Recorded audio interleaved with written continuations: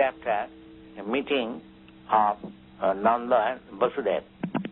Although Kṛṣṇa was the real son of Vasudeva and Devakī, on account of conscious, atrocious activities, Vasudeva could not enjoy the birth ceremony of his son Kṛṣṇa, but Nanda Mahārāja, the foster father of Kṛṣṇa, enjoyed the birth ceremony of Kṛṣṇa very joyfully. Next day, therefore, when it was declared that a male child is born of Yaśodā, Nanda Mahārāja, according to Vedic custom, immediately called for learned astrologer brāhmaṇas for performing the birth ceremony. According to Vedic system, just after the birth of a child, the astrologers calculate the auspicious moment of the birth, and that makes a horoscope of the child's future life. Another ceremony is that after the birth of a child, it is the custom that the family members should take bath and cleanse themselves and decorate with ornaments and nice garments and come in front of the child and the astrologer and hear of the future life of the child. Nanda Mahārāja and other members of the family dressed and sat down in front of the birthplace. All the brāhmaṇas assembled there on this occasion chanted auspicious mantras. According to the rituals, the astrologers performed the birth ceremony. On this occasion, all the demigods are also worshipped, as well as the forefathers of the family are also worshipped. Then Nanda Mahārāja distributed 200,000 of cows, well decorated with ornaments and dress, to the brāhmaṇas.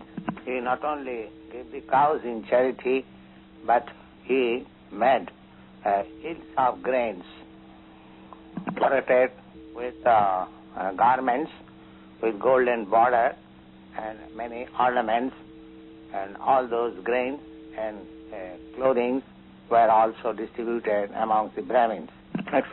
In the material world, we possess riches and wealth by so many ways, sometimes not in very upright and pious ways, because that is the nature of accumulating wealth. Therefore, according to Vedic injunction, such wealth should be purified by giving in charity cows and gold to the brāhmaṇas. Similarly, a child born is also purified by giving in charity grains to the brāhmaṇas. This material world, it is to be understood that we are living always in contaminated state. Therefore, to purify ourselves, we have to purify the duration of our life, possession of our wealth, the contamination of ourselves are to be purified in different ways.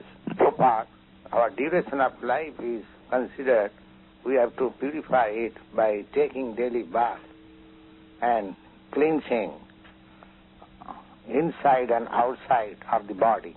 By accepting the 10 kinds of purificatory processes, by austerities, by worship of the Lord, and by distribution of charity, we can purify the possession of wealth. Similarly, we can purify ourselves by studies of Veda in the matter of self-realization and understanding of the Supreme Absolute Truth by such studies. It is therefore stated in the Vedic literature that by birth everyone is born a Shudra, and by accepting the purificatory process one becomes is born, and by studies of the Vedas one becomes Vipra, or just preliminary qualified for becoming a Brahmin. And when one understands what is the absolute truth in perfection, he is called a Brahmin. And when the Brahmin reaches further perfection, he becomes a Vaishnava or a devotee. That's why. So in that auspicious ceremony, all the Brahmins assembled there began to chant different kinds of Vedic mantras to invoke all auspiciousness to the child. Different kinds of chanting known as Tuta, Magad, Bandija, Virudavali. And along with these chanting of mantras and songs, there was sounds of bugle and kettle drums sounded outside the house. On this occasion, all the pasturing grounds, all the doors of the houses, courtyard, and within and without the house, there were varieties of artistic painting with the pulp of rice, scented water sprinkled everywhere, even on the road and the streets. The ceilings and the roof were decorated with different kinds of flags and festoons, green leaves and gates made of green leaves and flowers. All the cows, bulls and cups were smeared with a mixture of oil and turmeric and painted with minerals like red oxide, yellow clay, manganese, with garlands of peacock feathers covered with nice coloured dresses, along with necklace of gold. Next paragraph.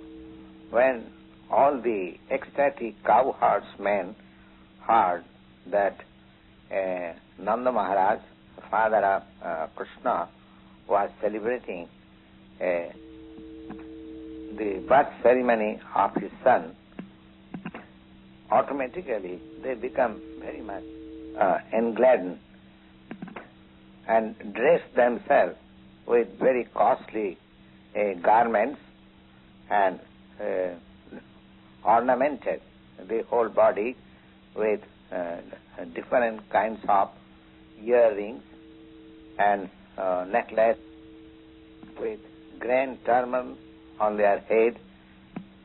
And after dressing themselves in this gorgeous way, they took in their hands various kinds of presentation, and thus all of them approached the house of Nanda Mahārāja.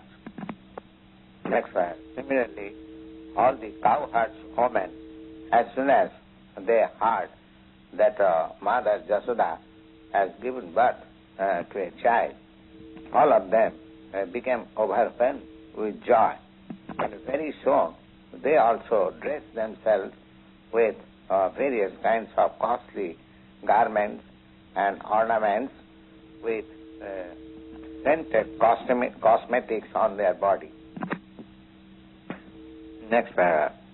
As the dust on the lotus flower exhibits an exquisite beauty of the flower, similarly, all the gopis, when they dress themselves with the dust of kumkum on their lotus-like face, such beautiful gopis took their respective presentation and very soon reached the house of Mahārāja Nanda. All the gopis were overburdened with their heavy hips and swollen breast, and therefore could not proceed very quickly towards the house of Nanda Mahārāja. Still, out of ecstatic love for Kṛṣṇa, they began to proceed as quickly as possible. Their ears were decorated with pearl rings. Their necks were decorated with jewel padlocks. Their lips and eyes were decorated with different kinds of lipstick and ointment. Their hands were decorated with nice golden bangles. And when they were very hastily passing on the road of stone cranks, the flower garlands which were decorating their body, some of them fell on the ground, and it appeared that there was a shower of flowers falling down from the sky. And because on account of movement of different kinds of ornaments on their body, they were looking still more beautiful. In this way, all of them reached the house of Nanda Yaśodā and blessed the boy. My dear child, you live long just to protect us. While they were blessing child Kṛṣṇa in this way, they were offering on his body a mixture of turmeric powder with oil, yogurt, milk and water. Not only they sprinkle this mixture on the body of child Kṛṣṇa, but also on all other elderly persons who were present there. In this way, when the Supreme Personality of Lord Kṛṣṇa appeared in the house of Nanda Yaśodā as their child, at that time, in that auspicious occasion, there were different kinds of bands also, founded by expert bandsmen. When the cowherdsmen saw thus the pastimes of the cowherdswomen, certainly they became very much engladdened, and in response to the cowherdswoman, they also began to throw on the body of the gopis things like yogurt, milk, and clarified butter, water. Later on, both the parties began to throw butter on each other's bodies. Nanda Mahārāja was also very much engladdened to see this times of the cowherdsmen and women. Thus, he also became very liberal in giving charity to the respective persons who assembled there, namely the singers, different kinds of singers. Some of them were reciting great versions from Upanishad and Puranas. Some of them were glorifying the ancestors of the family, and some of them were singing very sweet songs. In this way, there were many learned Brahmins also present. So Nanda Mahārāja, being very much satisfied on this occasion, began to give them in charity different kinds of garments, ornaments, and cows. It is very important to note in this connection that how much the inhabitants of Vrindavan were happy simply by raising cows. All the cowherdsmen were belonging to the Vaishya community, and their business was to protect the cows and agriculture. So by their dress, by their ornaments, by their behavior, it appears that they were in the village, and still they were so rich in material possession, and especially in possessing various kinds of milk products, so that they were throwing butter lavishly on each other's bodies without any restriction. Practically, the demonstration of their festivities were milk, sugar, and clarified butter, and similar many other milk products.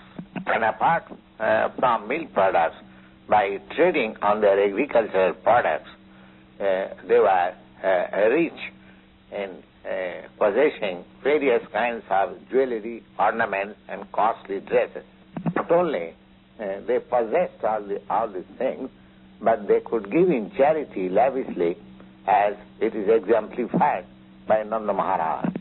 Thus, Nanda Mahārāja, the foster father of Lord Kṛṣṇa, began to satisfy the desires of all kinds of men assembled there. He respectfully received them and gave them in charity whatever they desired. Learned brāhmaṇas who had no other source of income, completely dependent on the Vaishya community for their maintenance, so that they could receive lavishly all their requisition on such festive occasions like birthday, marriage, or similar other various auspicious occasions. While he was worshipping Lord Vishnu on this occasion and was trying to satisfy all the persons present there, the only motive was that his newly born child, Kṛṣṇa, would be happy. Nanda Mahārāja had no knowledge that his child, Kṛṣṇa, is the origin of Vishnu, but still he was praying to Lord Vishnu for protection of his newly born child. Step number 7, Kṛṣṇa. Step number 7, Kṛṣṇa. That time, Rohini Devi, mother of Baladeva, the most fortunate wife of Vasudeva, although she was away from her husband, still just to congratulate Maharaj Nanda on the occasion of the birth ceremony of his son Kṛṣṇa, she dressed herself very nicely with garlands and necklace and all other different ornaments over the body, and appeared on the scene moving hither and thither. According to Vedic system, a woman whose wife is not at home does not dress herself very nicely. But Rohini, although her husband was out of home, still she dressed herself very nicely on this occasion. Rohini was one of the 16 wives of Vasudeva, and Baladeva was transferred from Devaki's home to Rohini's home. This incident we have already discussed previously. From the opulent feature of the birth ceremony of Kṛṣṇa, it is very clear that at that time Vrindavan was richest in every respect, or in other words, because Lord Kṛṣṇa took birth in the house of King Nanda and Mother Yaśodā.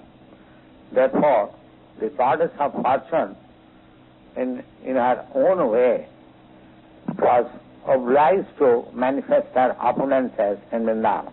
It appeared that Vrindavan had already become the place of pastime of the goddess of fortune. After this ceremony, Nanda Mahārāja decided to go to Mathura for paying the annual tax to the government of Kaṁsa, and as such he called for the able cowherdsmen in the village and asked them to take care of Vrindavan in his absence. This way, when Nanda Mahārāja arrived Mathura, Vasudeva got this news, and he was very much eager to congratulate his friend, and thus he immediately went to the place where Nanda Mahārāja was staying. When Vasudeva arrived at Nanda's place, at that time Nanda Mahārāja thought it that he has got back his own life.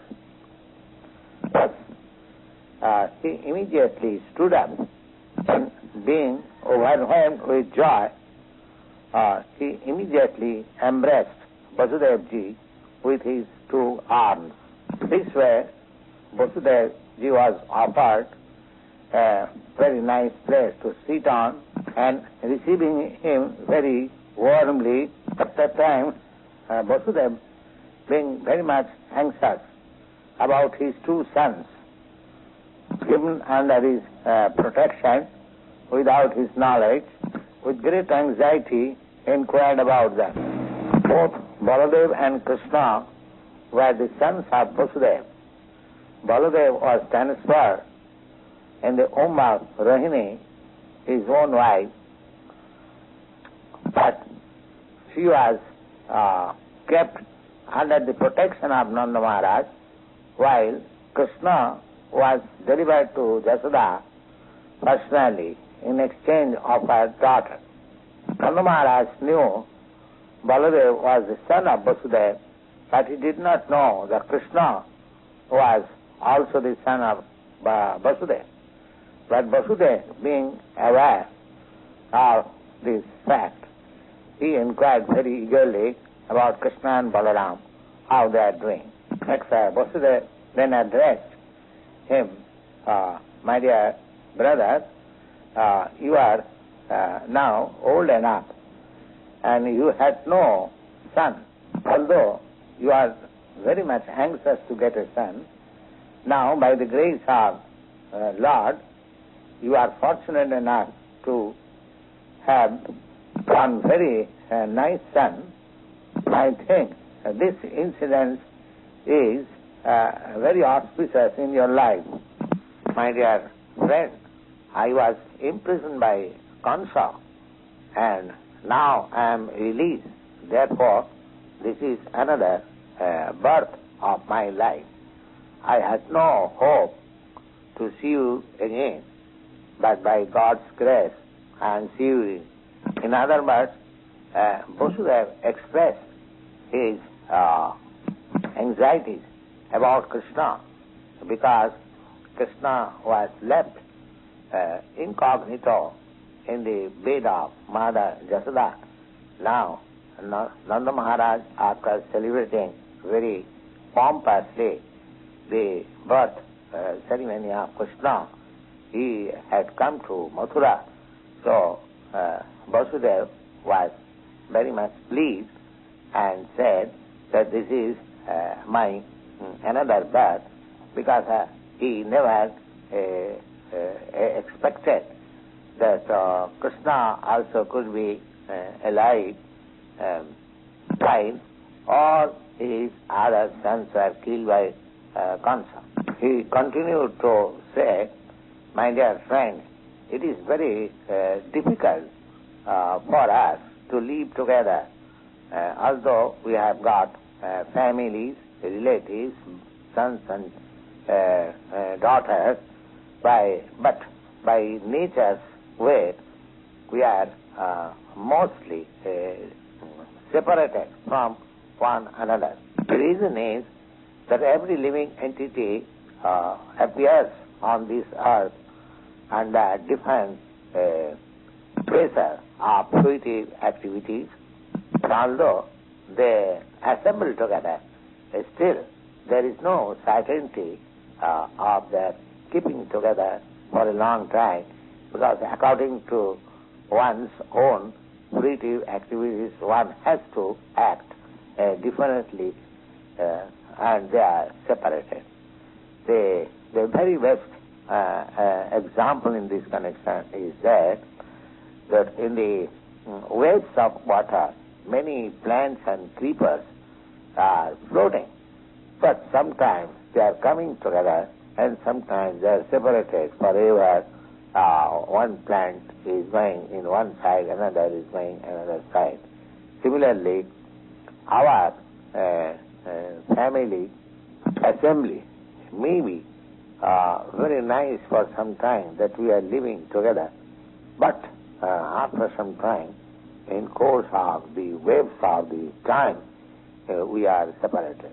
The purpose of this expression by Vasudeva was that he had 8 sons born in the womb of Devakī, but unfortunately they are all gone.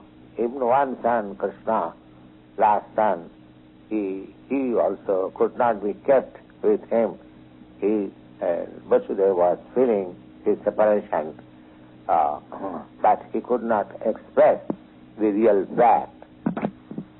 Now, please tell me about the welfare of Vrindavan, where you have got many animals. Are they happy getting sufficient grass and water for their maintenance?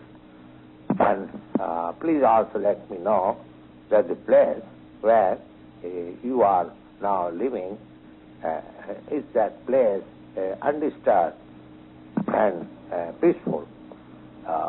This inquiry was made by Vasudeva because he was very much anxious about Krishna's safety. He knew that Kaṁsa and his followers were trying to kill Krishna by sending various kinds of demands. They had already resolved in that way that all children born within 10 days from the birthday of Krishna should be killed by policy. So he was also very much anxious about Krishna and inquired about the safety of the place where he was living. Formally, he also inquired of Balodeva and his mother, Rahini, who were entrusted under the care of Nanda Mahārāja. Vasudeva also reminded Nanda Mahārāja that Balodeva did not know his real father. He knows you as his father, and now you have got another child, Kṛṣṇa. So I think you are taking a very nice care for both of them. Another peculiarity of Vasudeva's inquiry from Nanda Mahārāja was about the animals. The animals, especially the cows, were protected exactly in the manner of one's children. As Vasudeva was Kshatriya and Nanda Mahārāja was Vaishya. So as it is the duty of the Kshatriya to give protection to the citizens, mankind, similarly it is the duty of the Vaishyas to give protection to the cows. The cows are as much as important as the citizens are important in the governmental function. As the humankind, citizens should be given all kinds of protection. Similarly, the cows also should be given all kinds of protection. That is the significance of this inquiry of Vasudeva from Nanda Mahārāja. Next paragraph. Vasudeva continued to say that maintenance of religious principles, economic development, and satisfactory execution of meeting the demands of the senses, all these things depend on cooperation between relatives or nations and humankind. Therefore, it is the duty of everyone to see that his fellow citizens and the cows are not put into difficulty.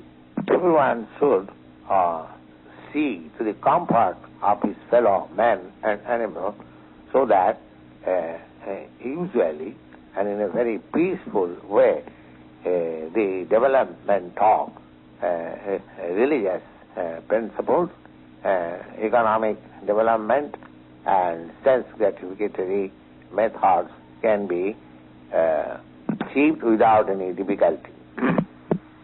In other words, Vasudeva expressed his feelings of sorrow on account of not being able to give protection to his own sons born of Devakī. As such, he was thinking that his religious principles, economic development, or anything for satisfaction of his senses were all lost. Next, on hearing this, Nanda Mahārāja replied, "My dear Vasudeva, I know that you are very much aggrieved that the cruel Kaṁsa has killed all your sons born of Devakī. At last, although the last issue was a daughter, and Kaṁsa could not kill her, still the daughter has entered in the celestial planets. So, my dear friend, you do not be aggrieved because we are being controlled by our past unseen activities. And everyone is subjected to his past deeds. And one who is conversant about this philosophy of karma and reaction, he is practically a man in the knowledge. Such person, being in the knowledge of the fruitive activities of karma, may not be aggrieved for all incidences, happy or miserable." Next, Vasudeva then replied, "My dear Nanda, if you have already paid the taxes to the government, and if you have already finished that job, you may soon return to your place, because I think the Gokula, there may be some disturbances. That is my opinion." Thus, after the friendly conversation between Nanda Mahārāja and Vasudeva went back to his place. The cowherdsmen who came to Mathura to pay their taxes, headed by Nanda Mahārāja, also returned back their home. Thus ends the Bhaktivedanta Part summary study of Kṛṣṇa, 5th chapter in the matter of meeting of Nanda and Vasudeva.